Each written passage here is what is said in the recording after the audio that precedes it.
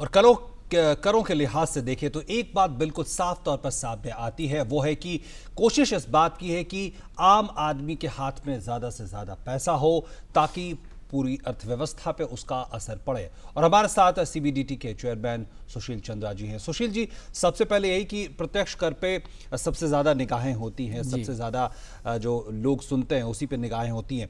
इस बार के जो प्रावधान हैं, जिस तरह से जो आयकर को लेकर जो तमाम प्रावधान किए गए हैं, उसके बारे में आप कैसे बताना चाहेंगे, क्या प्रमुख बातें हैं?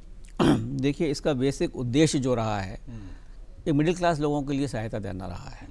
और सारी जो छूट दी गई हैं वो बेसिकली मिडिल क्लास लोगों को दी गई हैं, लोअर मिडिल क्लास लोगों को दी गई हैं, छोटे व्यापारियों को दी गई हैं, वेतनभोगी कर्मचारियों को दी गई हैं, पेंशनर्स को दी गई हैं। तो मैं 3-4 बहुत इंपॉर्टेंट इसके मुद्दे हैं वो बताना चाहूँगा। सबसे पहले तो ये है कि 5 लाख रुपए तक की जो भी टैक्सेबल इनकम होगी उसको रिबेट दिया जाएगा और उसकी टैक्स लायबिलिटी 0 हो जाएगी। यानी कि 5 लाख रुपये तक जो रिटर्न भर रहा है उसकी टैक्स लायबिलिटी 0 होगी और उस पर कोई भी टैक्स नहीं देना पड़ेगा।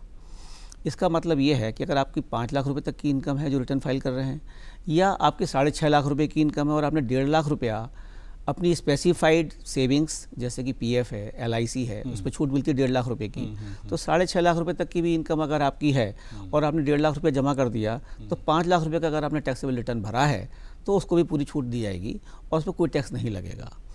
अगर आप वेतनभोगी कर्मचारी हैं तो इस बार हमने रिटर्न अपने स्टैंडर्ड डिडक्शन बढ़ा के 50,000 कर दी। 7 लाख रुपए की इनकम अगर आपकी हुई, 50,000 रुपये की स्टैंडर्ड डिडक्शन, 1.5 लाख रुपए का आपका सेक्शन 80C का बेनिफिट हुआ, तो रिटर्न इनकम आपकी आई 5 लाख रुपया, तो उसको भी आपको कोई टैक्स देना नहीं पड़ेगा। क्योंकि 2.5 लाख रुपए से लेके और 5 लाख रुपए तक जो 5% का टैक्स रेट है हमारा, उसके हिसाब से जो टैक्स लायबिलिटी आती है 12,500 रुपये। तो हम 12,500 रुपये की आपको टैक्स रिबेट दे देंगे। टैक्स 12,500, रिबेट 12,500, टैक्स लायबिलिटी निल।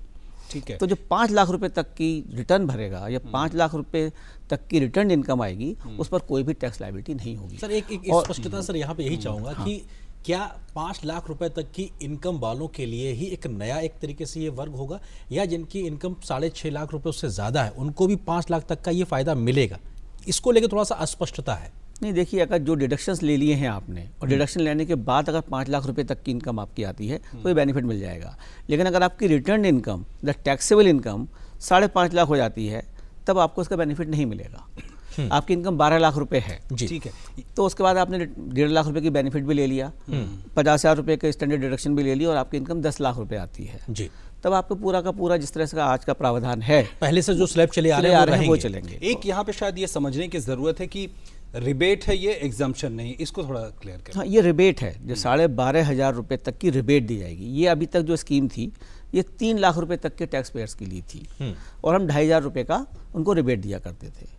इसको बढ़ा के हमने 5 लाख कर दिया है जी।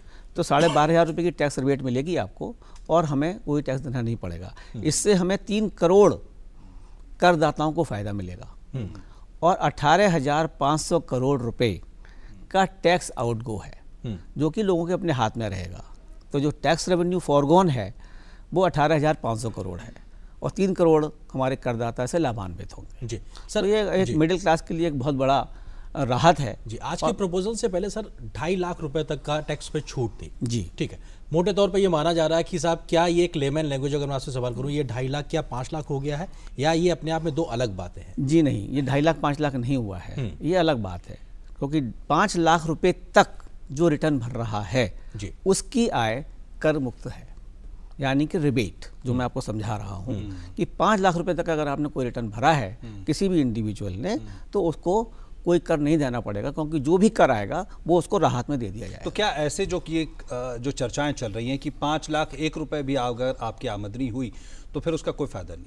हाँ, उसको इस चीज़ का कोई फ़ायदा नहीं होगा। अगर 5,01,000 रुपया भी आपकी रिटर्न इनकम है, टैक्सेबल इनकम है आफ्टर टेकिंग ऑल डिडक्शंस, तब आपको जो पुराना अपना सिस्टम है दैट विल कंटिन्यू। तो लेकिन खाली 5 लाख रुपए तक के जो रिटर्न भर रहा है उसको टैक्स की राहत दी जाएगी।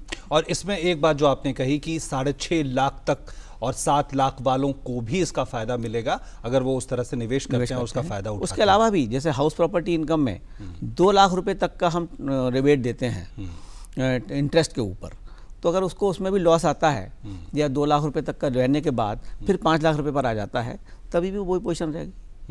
Return income after taking all exemptions under the income tax act, वो 5 लाख रुपए आता है तो आपको पूरा बेनिफिट मिलेगा। तो ये एक बड़ा कदम उठाया गया है, इसके पीछे क्या पूरी कहानी है? क्योंकि हम देख रहे हैं और जैसे कि आंकड़े बताते हैं कि जो टैक्स देने वालों का दायरा बढ़ा है और आंकड़े बताते हैं कि जो टैक्स आधार है, जो टैक्स बेस है, वो 80% तक बढ़ गया है। जी, लास्ट ईयर और बिफोर लास्ट ईयर अगर आपने देखा तो इस सरकार ने जो ब्लैक मनी के ऊपर मुहिम जारी की थी ख़त्म करने के लिए, तो डिमोनेटाइजेशन किया गया।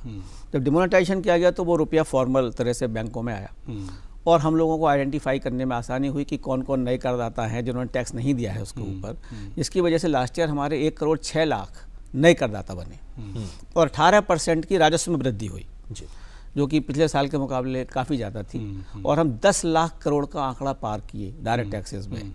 तब ये सरकार ने सोचा कि इसमें सभी लोगों का बहुत बड़ा योगदान है, मिडिल क्लास का योगदान है, छोटे छोटे व्यापारियों का योगदान है और अच्छा टैक्स आया हुआ है, तो इसमें मिडिल क्लास, छोटे व्यापारी, पेंशनर्स, इन सबको थोड़ी राहत दी जाए।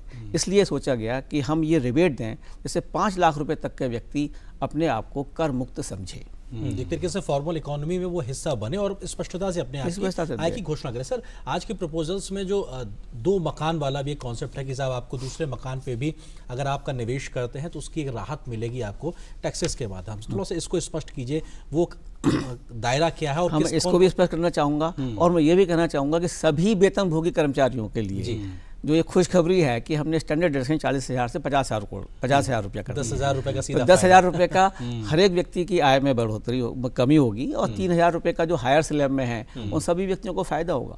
तो सभी सैलरीड एम्प्लॉयज़ को इसका फायदा होगा और इसमें भी करीब 3 करोड़ हमारे करदाताओं को फायदा होगा जो सैलरी से इनकम दिखाते हैं। और इसमें भी सरकार का जो राजस्व का कमी हुई है वो 4,700 करोड़ रुपया है। तो अगर आप देखें 4,700 करोड़ ये और 18,500 करोड़ वो, तो ये करीब 23,000 करोड़ रुपया हमने लोगों के हाथ में दिया है सो दैट वो उसको खर्च कर सकें और अपनी और तो क्या इसके पीछे उम्मीद ये भी है कि इसका एक मल्टीप्लायर इफेक्ट होगा? जैसा कि आप मकानों के बारे में कह रहे थे तो उसमें अब 2 मकानों पे छूट है तो इसका मतलब रियल एस्टेट को भी सीधा फायदा मिलेगा। रियल एस्टेट के लिए भी हमने जैसे कि अभी कहा, अभी तक हम एक मकान को SOP मानते थे, सेल्फ ऑक्यूपाइड प्रॉपर्टी, और दूसरा मकान अगर होता था तो उसमें हम नोशनल बेसिस पर उसके किराए को टैक्स किया करते थे, चाहे वो खाली है या रेंट पे दिया गया। अगर खाली है तो हम उसको टैक्स करते थे कि इसका मकान का क्या किराया हो सकता है, उस पर टैक्स किया जा रहा था।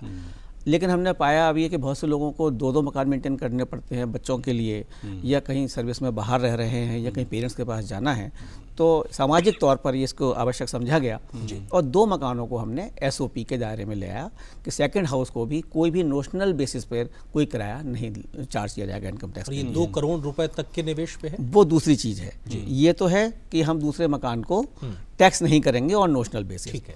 अब एक दूसरी चीज़ आई जो पूंजीगत लाभ के लिए हमने लोगों ने दी है। अभी तक ये जो प्रावधान थे कि अगर आप एक मकान बेचते हैं अपना, तो खाली उसका जो कैपिटल गेन है एक मकान खरीदने के लिए ही खर्च कर सकते थे। अब ये सामाजिक तौर पर देखा गया कि कुछ लोग चाहते हैं कि मैं 2 मकान खरीद लूँ, एक मेरे लिए हो जाए, एक बच्चों के लिए हो जाए। तो ये डिसाइड किया गया, सरकार ने डिसाइड किया कि हम 2 करोड़ रुपए तक का जो पूंजीगत लाभ आपको हो रहा है एक मकान बेचने के लिए, उसको अगर आप 2 मकानों में भी इन्वेस्ट करते हैं तो 2 करोड़ रुपए तक का आपका पूंजीगत लाभ माफ़ किया जाएगा और ये once in a life time opportunity दी जाएगी। जैसे एक मकान बेच के 2 मकान खरीद सकता है, 2 करोड़ रुपए तक का पूंजीगत लाभ उसमें लगा सकता है। तो that is a very big relief to a common man, to a middle class man. So ये एक अपने आप में एक बहुत बड़ा राहत है गवर्नमेंट से छोटे करदाताओं के लिए। और TDS को लेकर भी कई प्रावधान किए जी, TDS के प्रावधान भी जो किए गए हैं वो भी छोटे करदाताओं, मिडिल क्लास लोगों के लिए किए गए हैं। अभी तक ये प्रावधान था कि 10,000 रुपये तक का अगर आपका कोई भी इंटरेस्ट होता था तो उस पर TDS कटता था 10% के हिसाब से। बिल्कुल। लेकिन हमने पाया बहुत से ऐसे छोटे बहुत स्पाउसेस हैं जो नॉन वर्किंग हैं, 5 लाख रुपए की उनकी FDR है, 40,000 रुपये का उनको इंटरेस्ट मिलता है, उस पर भी TDS कट जाता था। तो उसको क्या करना पड़ता था, फिर रिटर्न फाइल करना पड़ेगा, फिर रिफंड वापस आना पड़ेगा। तो हम लोगों ने 10,000 की सीमा को बढ़ा के 40,000 कर दिया है, जो कि अपने आप में काफ़ी बड़ी वृद्धि है। तो 40,000 रुपये तक का जो भी इंटरेस्ट अगर आएगा FD पर, बैंक से, वो पोस्ट ऑफिस से, उस पर कोई TDS नहीं काटा जाएगा। तो उनको रिटर्न भरने की कोई प्रॉब्लम नहीं पड़ेगी। और इसी प्रकार हमने मकान के किराए में भी TDS के दायरे से बाहर किया है। अभी तक जो प्रावधान थे वो ये थे कि 15,000 रुपये महीना अगर आपको रेंटल मिलता है, यानी कि 1,80,000 रुपये, उसमें भी TDS कटता था 10% के हिसाब से। हमने ये बढ़ाकर भी 2,40,000 कर दिया है। तो 20,000 रुपये महीने तक का कोई किराए का मकान का आता है तो किसी को TDS नहीं काटना पड़ेगा, और that will be a tax free. As far as the tax exempt नहीं कहूँगा मैं इसको, TDS से फ्री इनकम कहूँगा, TDS नहीं काटना पड़ेगा। ठीक है सर, ये जो एक महत्वपूर्ण दौर था जिसको लेके तमाम वजहों से नोटबंदी की व्यवस्था को सवाल उठाए जाते हैं, वो राजनीतिक वजह एक अलग एक बात है। मैं आपसे आंकड़े के नज़रिए समझना चाहूँगा किस प्रकार का फ़ायदा इकोनॉमी को हुआ है, क्योंकि आंकड़े ये बताते हैं कि टैक्स कलेक्शन बढ़ा, टैक्स बेस बढ़ा है, और एक बड़ी एक फॉर्मल इकोनॉमी अपने आप में सामने साफ तौर पे नजर आई, क्योंकि वो एक पूरा एक दौर अब गुजरा है, उसके अब आंकड़े साफ होना शुरू हो गए। आप किस तरीके से रख सकते हो उन आंकड़ों को जो नोटबंदी के बाद से इकोनॉमी में फायदे के तौर पे है? देखिए, डिमोनेटाइजेशन एक बहुत बड़ा महत्वपूर्ण कदम था इस सरकार का, और इस सरकार का एक कमिटमेंट है कि ब्लैक मनी को इरेडिकेट करना है। उस दिशा में एक बहुत बड़ा कदम था, और जैसे ही डिमोनेटाइजेशन हुआ तो लोगों का रुपया बैंकों में आना लगा।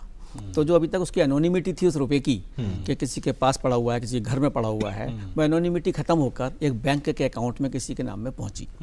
उससे विभाग को बहुत फ़ायदा हुआ कि हमने लोगों ने बैंक से डेटा मंगवाया, किस किस ने कितने कितने लाख रुपए जमा किए हैं, और फिर हमने अपने डेटा बैंक से चेक किया कि क्या लोग रिटर्न फाइल करते हैं। अगर रिटर्न फाइल भी करते हैं तो क्या इनकी इतनी इनकम है जो ये ज़्यादा से ज़्यादा रुपया फाइल कर, इतना रुपया जमा कर सकते हैं। तो वो हमने उनको कंप्यूटराइज सिस्टम से उसका एनालिसिस किया, और ये निकाला कि कितने लोग इसमें और टैक्स पेयर्स के बढ़ने चाहिए। हमने उनको SMS किया, उनको ईमेल भेजे कि आप अपने रिटर्न फाइल करिए, आपने इतने रुपये जमा किए हैं। शुरू में शायद 3 लाख ऐसे लोग थे। सुबह 18 लाख लोगों को, संदिग्ध खातों को हमने किया 18 लाख लोगों को, और 18 लाख लोगों को हमने संदिग्ध तरह से स्थित चाहा। फिर हमने उन लोगों को ईमेल भेजे, उनको SMS भेजे, उन लोगों ने रिटर्न फाइल करने शुरू किए, जिसकी वजह से हमारे रिटर्न बहुत ज़्यादा संख्या में बढ़े। लास्ट ईयर जो हमारे रिटर्न्स आए हैं वो 6.85 करोड़ रिटर्न्स आए हैं, जो कि बहुत ज़्यादा थे लास्ट ईयर के मुकाबले, 25% इंक्रीज। अगर आप ये देखें 13-14 के आंकड़े से संपर्क करें, जब ये सरकार नहीं आई थी तो उस समय केवल 3.79 करोड़ रिटर्न्स आए थे, जो कि लास्ट ईयर 6.85 करोड़ रिटर्न्स आए, जो कि 80% अधिक है। तो उससे हमारा टैक्स का दायरा बहुत बड़ा, और वो सब रुपया फॉर्मल इकोनॉमी में आया। तो जो रुपया फॉर्मल इकोनॉमी में आया, उसके बाद से अगर हम देखें तो हमारा जो हमने टैक्स भी लेना शुरू किया, लास्ट ईयर हमने 10 लाख करोड़ का आंकड़े को पार किया राजस्व में, डायरेक्ट राजस्व में, जो कि अपने में 18% की ग्रोथ रेट थी। और एक बात, 18% अपने आप में एक बहुत बड़ी ग्रोथ रेट है। और ये भी कहा जा रहा है कि ये शायद पहली बार है हमारे देश के इतिहास में कि जब डायरेक्ट टैक्स कलेक्शन इनडायरेक्ट से ज़्यादा दिख रहा है। हाँ, लास्ट ईयर इस बार ज़्यादा था, बिल्कुल ज़्यादा था, और इसका ये बिल्कुल सीधा परिणाम है कि हमें डेटा मिला और डेटा को एनालाइज किया, और हमने नॉन इंट्रूसिव तरीके से लोगों से पूछा। हमने नोटिस नहीं भेजे, हमने खाली ईमेल, SMS उनको समझाया कि आपका इतना रुपया जमा है, क्यों आप टैक्स नहीं दे रहे हैं, आप इसको टैक्स फाइल करिए, एक्सप्लेन करिए रुपये को। उन लोगों ने रिटर्न फाइल करने शुरू कर दिए।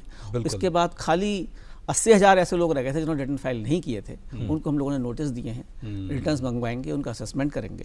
तो इसको जो डिमोनेटाइजेशन है, that has given a very big boost to the formal economy, to the increasing the tax base and also the tax. ठीक है, बिल्कुल। और प्रकाश, ये कैसे अपने आप में एक ईमानदारी भरी पहल के तरीके से आगे बढ़ती नजर आ रही है, इस पर भी हम बातचीत को आगे बढ़ाएंगे। फिलहाल एक छोटे से ब्रेक के लिए रुकते हैं, लेकिन ब्रेक के उस पार हम इस बातचीत को जारी रखेंगे और समझने की कोशिश करेंगे कि डायरेक्ट टैक्स यानी प्रत्यक्ष कर के मोर्चे पे जो लगातार कदम उठाए जा रहे हैं, उससे देश की अर्थव्यवस्था को आखिर क्या फायदा हो रहा है। फिलहाल एक छोटे से ब्रेक के लिए रुकते हैं।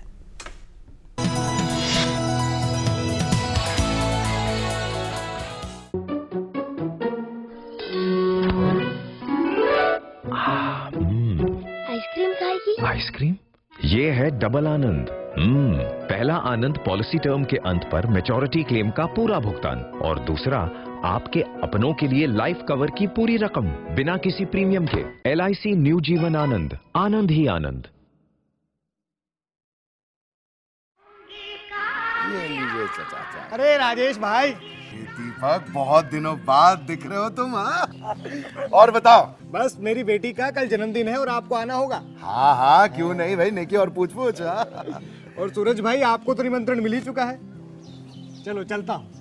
अरे राजेश भैया, आप उससे हाथ क्यों मिला रहे थे? उसे पिछले महीने से टीबी है। 2 हफ्ते तक लगातार दवा खाओ ना तो टीबी फैलने का खतरा तो बिल्कुल ही खत्म हो जाता है। और रही बात हाथ मिलाने की, गले मिलने की, शौचालय इस्तेमाल करने की, बर्तन खाना बांटने की, उससे टीबी नहीं फैलता। टीबी हारेगा, देश जीतेगा। शेड्यूल कास्ट, शेड्यूल ट्राइब के एंटरप्रेन्योर के लिए एक हब के निर्माण का आज लुधियाना की धरती पर पूरे देश के लिए इस योजना का मैं शुभारंभ कर रहा हूं।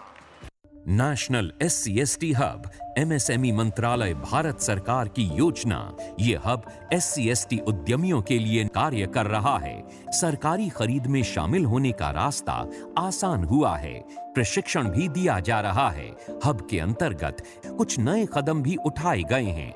बैंक से लोन लेने की प्रोसेसिंग फीस, सरकारी टेंडर की बैंक गारंटी, मान्यता प्राप्त लैब में जांच के शुल्क की रीएम्बर्समेंट शामिल है। मैनेजमेंट कोर्स की फीस की वापसी का भी प्रावधान है। और अधिक जानकारी के लिए SC/ST हब के नजदीकी शाखा कार्यालय से संपर्क करें। टोल फ्री नंबर 1800-11-1955 या scstHub.in पर भी संपर्क कर सकते हैं। आपकी उंगली की छाप मशीन नहीं पढ़ पा रही, आपको अब राशन नहीं मिल पाएगा। कुछ तो तरीका होगा। तरीका है आंटी, अगर कभी उंगलियों की छाप या कोई और वजह से वेरीफाई ना हो पाए तो कानून है कि कोई भी दुकानदार राशन देने से मना नहीं कर सकता। आधार लेटर या फिर ई-आधार की कॉपी लेकर या उस पे छपे QR कोड को स्कैन करके दुकानदार को राशन देना ही पड़ेगा। चलिए आपका आधार डाउनलोड करके प्रिंट लेते हैं। मैं हूँ आधार के साथ। मेरा आधार, मेरी पहचान। अरे मरी क्या? सॉरी सर, मैंने आपको देखा नहीं। लेकिन मैंने आपको देखा, मैंने आपको पहचान भी लिया। मैं आपके पिताजी को बहुत अच्छी तरह जानता हूँ। बहुत महान इंसान थे। उनकी मैंने सारी किताबें पढ़ी हैं। मैं तो उनका बहुत बड़ा फैन हूँ। सुबह ही मैंने उनके फोटो पर हार भी चढ़ाया। फोटो? और मेरा बाप तो जिंदा है। तिलक साहब जिंदा है? तिलक? हाँ। अरे मेरे बाप का नाम रसिक लाल है।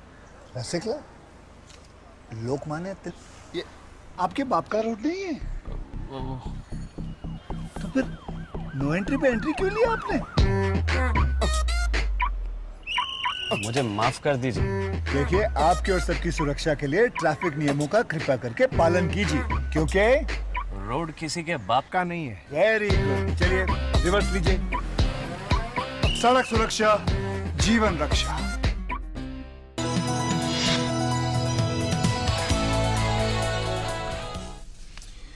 और ब्रेक के बाद एक बार फिर से आपका स्वागत हमारे इस खास शो बजट 2019 में। और हम बात कर रहे हैं प्रत्यक्ष करों के बारे में और हमारे साथ मौजूद हैं CBDT के चेयरमैन सुशील चंद्रा जी।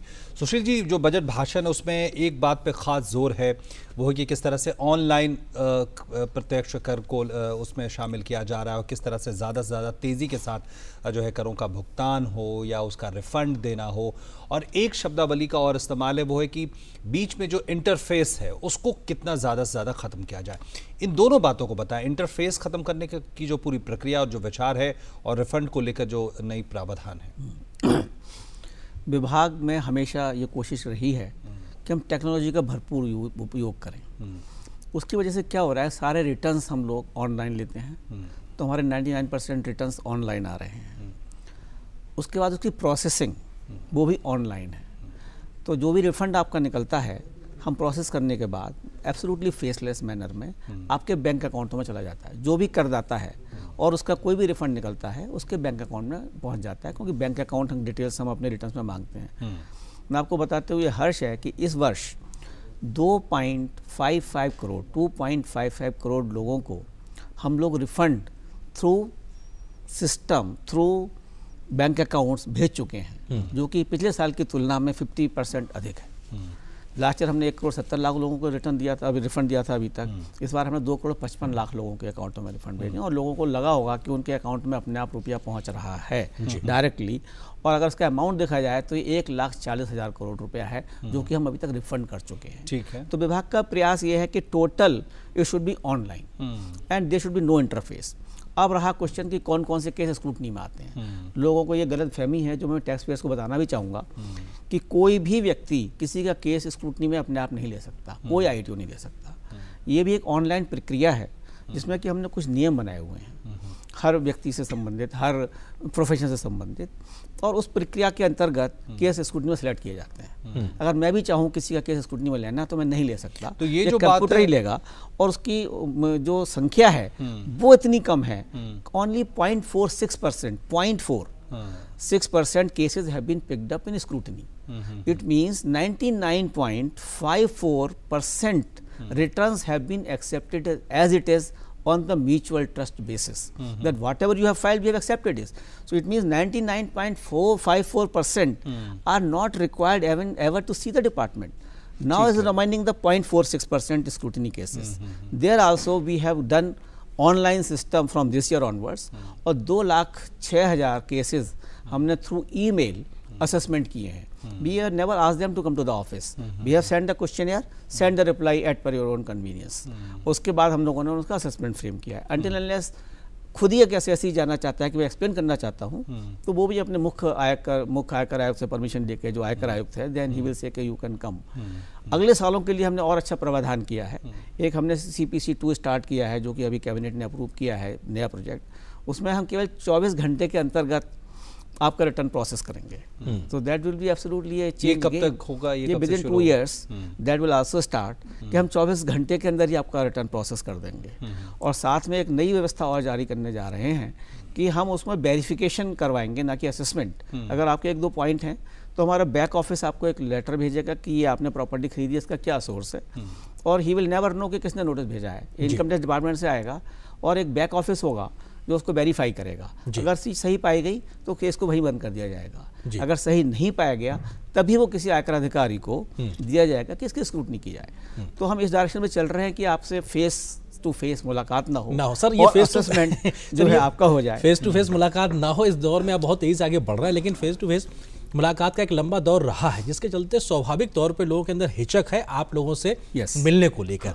इस परसेप्शन को बदलने के लिए क्या और बड़ी कोशिशें आप लोग कर रहे हैं कि जो लोग जुड़ना भी चाहते हैं या इस मुहाने पे कि साहब ठीक है चलो आयकर हम दाखिल करना चाहते हैं, लेकिन उन्हें डर रहता है कि साहब पता नहीं हम कुछ लिख के भेजेंगे और आप हमसे क्या पूछना शुरू कर देंगे. इस डर को दूर करने के लिए इसके लिए मैंने आउटरीच प्रोग्राम्स काफ़ी करवाए हैं इस बार. और मैंने आयकर आयुक्तों को कहा है कि वो फील्ड में जाएँ, लोगों का डर खत्म करें, लोगों को समझाएं हमारी प्रक्रिया कि हम 99.5% केसेस को स्क्रूटनी नहीं करते हैं. तो उसमें डर होने का सवाल ही नहीं है.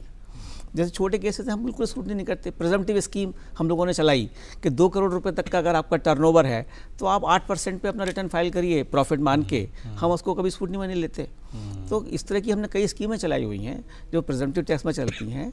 और हम इसलिए आउटरीच प्रोग्राम्स कर रहे हैं, एडवर्टाइजमेंट दे रहे हैं, लोगों को समझाना चाह रहे हैं कि कोई केस स्क्रूटनी में नहीं आता अचानक और ना कोई ले सकता है आईटी. बिल्कुल. और अगर इस तरह की समस्याएं हैं तो हमारे पोर्टल पर आएँ और हमें समस्या बताएं, अपनी ग्रीवांस बताएं अपना, और हम उसके अधिकारी के खिलाफ शिकायत करेंगे और उसके अधिकारी के खिलाफ एक्शन भी लेंगे. ठीक है. तो हमारा पर्पस यही है कि लोग निर्भीक तरीके से अपना रिटर्न फाइल करें. जितनी निर्भीकता से हम आपसे बात कर पा रहे हैं उसी तरीके से सबके पास ये जाना चाहिए. निर्भीकता से चाहता हूँ मैं, यही चाहता हूँ, ये मैसेज देना चाहता हूँ आपके चैनल के माध्यम से कि निर्भीकता से रिटर्न फाइल करें. और वो केस स्क्रूटनी में नहीं आएगा. केवल 0.46% लास्ट ईयर मैंने स्क्रूटनी में लिए हैं, जो कि डिमोनेटाइजेशन की वजह से ज़्यादा थोड़े से लिए गए हैं. वरना मेरा तो आगे से इच्छा है कि कम से कम केस स्क्रूटनी में लिए जाएं 0.3, 0.4. बिल्कुल. तो उससे किसी को परेशानी बिल्कुल. और मेरे ख्याल से ये आंकड़ा आना भी चाहिए बार बार कि 99.54% ऐसे बिना स्क्रूटनी के वो केस किए हैं, आगे बढ़ जाते हैं.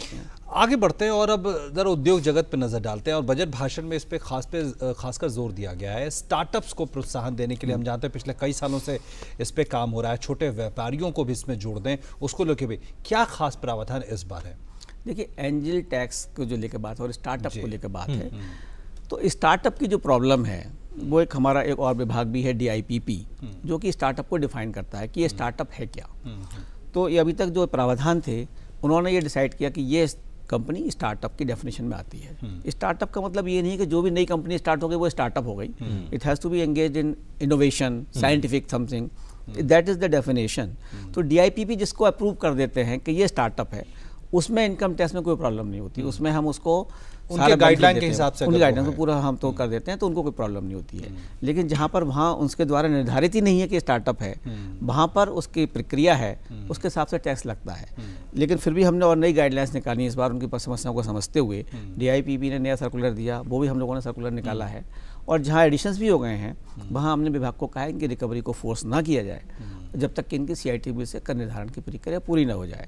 तो CBDT के हिसाब से तो पूरी तरह से we want to support the startup and अभी 4 तारीख को एक दोबारा और मीटिंग हो रही है DIPP और स्टार्टअप के और हम लोगों के बीच में कि इसको और हम कैसे सपोर्ट कर सकें, क्योंकि हमारा ध्येय भी यही है कि उनको सपोर्ट करें। लेकिन इस प्रोसेस को लेकर भी बड़े सवाल थे कि इसको ज़्यादा इस पूरी प्रक्रिया को सरल बनाया जाए। हाँ, तो हम उसको सरल ही बनाना चाहते हैं। अभी भी जो बनाया है सरल, उसमें 2 ही कंडीशन रखी हुई हैं कि 50 लाख जो भी इसमें इन्वेस्टमेंट कर रहा है उसकी 50 लाख से ऊपर की आमदनी होनी चाहिए पिछले रिटर्न के हिसाब से, और उसकी 2 करोड़ रुपए की बर्थ होनी चाहिए, नेटवर्थ। अगर ये 2 चीज़ सर्टिफाई कर देता है तो वो जो भी इन्वेस्टमेंट कर रहा है 2 करोड़ रुपए तक का, वो हम उसको एग्जम्प्ट कर देंगे अपने 556 सेक्शन के हिसाब से। उसका हम फेयर प्रीमियम को टाइप। सर, एक कॉर्पोरेट टैक्स को लेकर भी लगातार था और पिछले बजट में भी देखा गया कि उसको सिंप्लीफाई किया गया था। इस बार भी हालांकि इंटरिम बजट है, कुछ ज़्यादा प्रावधान नहीं है, लेकिन उस सब को लेकर भी किस प्रकार की व्यवस्थाएं हैं, प्रक्रियाएं हैं, क्योंकि संभवतः 99% के आसपास जो छोटे उद्योग हैं वो संभवतः इसी दायरे में आ जाते हैं। आप किस तरीके की व्यवस्थाएं और उसको और बेहतर करने के लिए क्या प्रयास करें? देखिए, कॉर्पोरेट के लिए जब ये सरकार आई थी तो कहा था कि हम लोगों को 25% का टैक्स कर देंगे, और इस प्रक्रिया में हम लोग चल रहे थे। 30% से 29% किया, फिर 28 किया। लास्ट ईयर हमने एट ए स्ट्रेच इसको हम 27 कर सकते थे, 26 कर सकते थे, लेकिन हम लोगों ने कहा कि अगर हम 25% कर सकते हैं तो हमने इसको सीधा 25% पर कर दिया, अप टू 250 करोड़ का टर्नओवर वाली कंपनियों को। इसमें हमारी 99% कंपनियां वो उस सीमा में आ चुकी हैं, और कुछ कंपनियां ऐसी हैं जो मैन्युफैक्चरिंग में हैं ऑलरेडी और जो इसके एग्जम्पशंस नहीं ले रही हैं, जो कि इनकम टैक्स एक्ट में हैं। मैन्युफैक्चरिंग वाली कंपनियां, उनका रिटर्न पहले ही 25% का रेट निर्धारण कर दिया गया था। तो 99% से अधिक कंपनियां ऑलरेडी 25% के दायरे में हैं। तो इसलिए जो tax rate is very moderate for those companies. ठीक है। और अभी चूंकि ये इंटरिम बजट था तो हमने कोई भी रेट चेंज नहीं किए हैं, ना पर्सनल इनकम टैक्स के रेट चेंज किए हैं, ना कॉर्पोरेट के रेट चेंज किए हैं। खाली हमने एक मिडिल क्लास को और पेंशनर्स को और सैलरीड क्लास को बेनिफिट दिए हैं, बट रेट्स में कोई चेंज नहीं किए हैं। इसमें भी छोटे जो उद्योग हैं और स्टार्टअप्स हैं, उनके लिए भी जो है पूर्वानुमानित जो कराधान की जो पूरी व्यवस्था थी उसको प्रारंभिक सीमा को भी बढ़ाया गया। उसको लेकर क्या कह सकते हैं? हमने कोई प्रारंभिक से इस चीज़ को कोई प्रारंभिक से 1 करोड़ रुपए से बढ़ाकर 2 करोड़। हाँ, ये जो बताना चाहता हूँ, ये जो है प्रिजम्पटिव टैक्स स्कीम है हमारी। इसमें आपको हम लोगों को खाते नहीं दिखाने हैं। हमने क्या कि 2 करोड़ रुपए तक का टर्नओवर अगर आप है, पहले 1 करोड़ रुपया था, हमने बढ़ा के उसको 2 करोड़ कर दिया। तो 2 करोड़ रुपए तक का अगर आपकी कोई टर्नओवर है और आप 8% नेट प्रॉफिट दिखाते हैं जी, तो हम उसको मान लेंगे एज इट इज। और अगर डिजिटल पेमेंट्स हैं तो 6%, केवल 6% अगर आप नेट टैक्स रेट दिखाते हैं तो उस पर जो भी टैक्स देते हैं हम मान लेंगे। हम उस रिटर्न को चेक भी नहीं करेंगे, हम आपकी कॉपी भी किताबें चेक नहीं करेंगे, और प्रिजम्पटिव टैक्स में आप रिटर्न फाइल कर दीजिएगा। ये स्कीम इतनी ज़्यादा पॉपुलर हुई है कि अभी तक इसी स्कीम में इस साल में भी 1 करोड़ 35 लाख रिटर्न फाइल हो चुके हैं, जो कि लास्ट से 40%। तो एक तरह से ऑनलाइन ट्रांजैक्शन को भी बढ़ावा दे रहा होगा। ये ऑनलाइन को भी ट्रांजैक्शन को बढ़ावा देता है, डिजिटल को बढ़ावा देता है। क्योंकि डिजिटल के लिए हमने 6% कर दिया उनका प्रॉफिट। तो डिजिटल पेमेंट हो रहे हैं तो वो कंपनी 6% पे हमसे जो कॉर्पोरेट जो भी अपनी फर्म है कुछ है वो 6% पे अपना देगी, प्रिजम टैक्स में चली जाएगी। और हम लोगों ने और हम डिजिटल को भी फायदा होगा। और हमने नई स्कीम भी और की प्रोफेशनल्स के लिए कि वो भी 50 लाख रुपए तक के जिनकी प्रोफेशनल इनकम है, वो अगर 50% अपना टैक्स दिखाते हैं उस पर प्रॉफिट, वो भी हम लोग एक्सेप्ट कर लेंगे प्रिजम्पटिव टैक्स। बिल्कुल, निश्चित तौर पर। और एक जो बड़ा मुद्दा रहा है अरेंद्र, देखा जाए तो कि हमारा समाज ऐसा हो जो टैक्स कंप्लायंस ज़्यादा से ज़्यादा करता हो, उस तरफ बढ़ने की कोशिश, और उसकी भी झलक इस बजट में देखने को मिलेगी। और उस पर और कैसे आगे का विजन है, ये हम जानने की कोशिश करेंगे सुशील चंदा जी से। फिलहाल रुकते हैं एक छोटे से ब्रेक के लिए।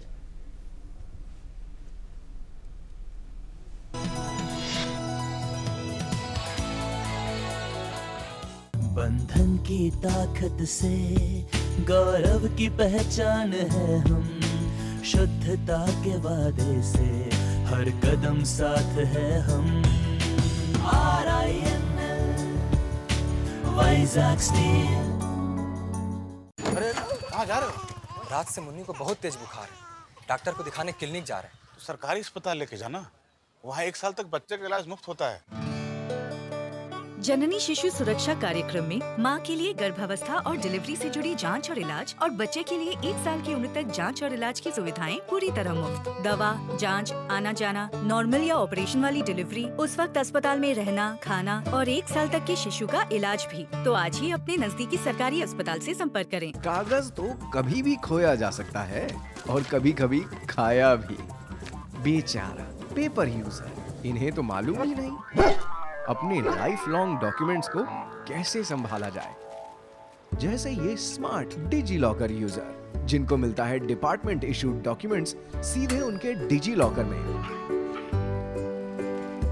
इसीलिए डिजी लॉकर रखे अहम कागजात सुरक्षित जिंदगी भर, आपका अपना digital wallet. Schedule caste schedule tribe के एंटरप्रेन्योर के लिए एक हब के निर्माण का आज लुधियाना की धरती पर पूरे देश के लिए इस योजना का मैं शुभारंभ कर रहा हूं। नेशनल SC/ST हब MSME मंत्रालय भारत सरकार की योजना। ये हब SC/ST उद्यमियों के लिए कार्य कर रहा है।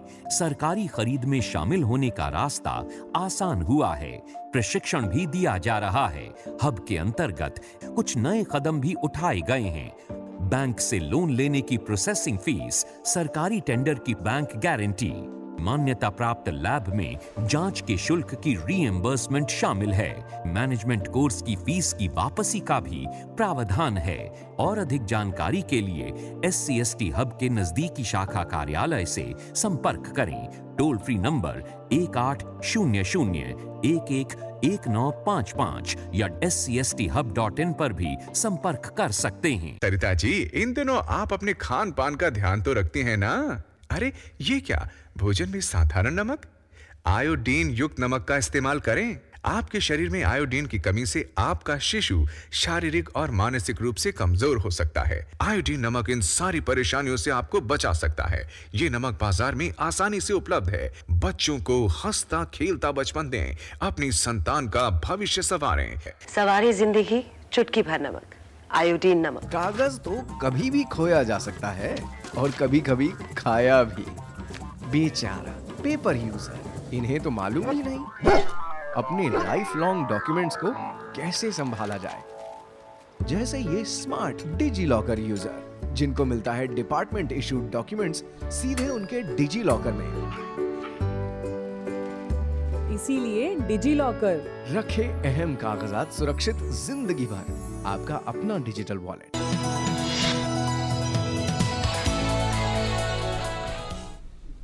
और बजट 2019 में आप सभी का एक बार फिर से स्वागत है। हम लगातार बात कर रहे हैं डायरेक्ट टैक्स यानी प्रत्यक्ष कर के माध्यम से किस प्रकार के प्रावधान किए गए इस बार के बजट में और कैसी व्यवस्था चल रही है। CBDTA के चेयरमैन सुशील चंद्रा जी हमारे साथ लगातार बने हुए। सुशील जी, आप लोग जो राहत देते हैं उसमें बड़ा खर्चा होता है, हजारों करोड़ रुपए का खर्चा होता है। सरकार को फिर अब दोबारा से अगर पैसे बढ़ाने हैं या कमाने हैं तो फिर उसका वो बढ़ेंगे कैसे या कमाएंगे कैसे, उसके लिहाज से आपको अपना टैक्स का बेस बढ़ाना होगा। उस दिशा में किस तरीके से आप लोग कोशिश कर रहे हैं? देखिए, हमारा उद्देश्य ये है कि the whole society should be tax complaint.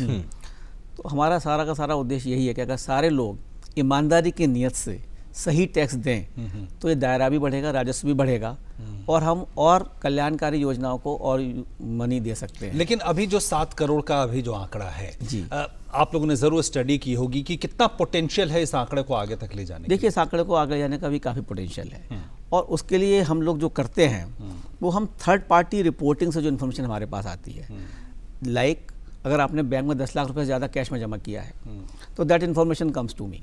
If you have purchased a property of more than 30 lakh rupees और in small places smaller properties also, वो हमारे पास इन्फॉर्मेशन आती है। अगर आपने फॉरेन एक्सचेंज खरीदी है एक लिमिट से ज़्यादा, वो इन्फॉर्मेशन हमारे पास आती है। आपने शेयर में एक पर्टिकुलर लिमिट से ज़्यादा इन्वेस्टमेंट किया है, वो इन्फॉर्मेशन हमारे पास आती है। हमारा बहुत सारी एजेंसी हैं जिनके पास से हमें ऑनलाइन इन्फॉर्मेशन प्राप्त होती है। उस ऑनलाइन इन्फॉर्मेशन को हमारा जो कंप्यूटर सेंटर है वो उसको वेरीफाई करता है कि इनमें से कौन से लोग टैक्स नहीं दे रहे हैं। कुछ लोग टैक्स दे रहे हैं, वो इन्फॉर्मेशन उसके अकाउंट में चली जाती है। जो लोग टैक्स नहीं दे रहे हैं उनको हम कहते हैं कि भाई ये नॉन फाइलर्स हैं। ये उनको हमने अपनी साइट पे कहा है और हम उनको SMS भेज रहे हैं कि please come on our site, give your reply that you have invested so much, you have purchased the property of 20 lakh, you have purchased the property of 50 lakh, but you are not filing return. So what you have to say about this? And have you filed your return? So we find that many persons come and file their returns. So that shows that we are keeping a track of information of expenditure which you are doing. And if expenditure ज़्यादा है और income नहीं दिखा रहे हैं तो उसको हम पकड़ते हैं और उनसे हम टैक्स भरवाते हैं और रिटर्न फाइल करवाते हैं, और वो भी नॉन इंट्रूसिव तरीके से। बिल्कुल, क्योंकि हम कंप्यूटर से सब चीज़ चेक कर रहे हैं और उसी तरह से उनको SMS भेजते हैं, ईमेल भेजते हैं। और एक आखिरी में सवाल कि हम जानते हैं कि इस बजट की एक खास बात ये कही जा रही है कि एक विजन सामने रख रहा है 10 साल का विजन सामने रख रहा है। प्रत्यक्ष कर के नज़रिए से किस तरह के विजन यहाँ इसमें आपको दिखाई देते हैं? हम किस तरफ बढ़ रहे हैं? जो एक टैक्स कॉम्प्लाइंस सोसाइटी की बात कही जा रही है, इसको अगर लेते हुए देखना चाहें तो हम चाहते हैं कि शुड बी लो टैक्स और moderate tax, fully tax compliant society.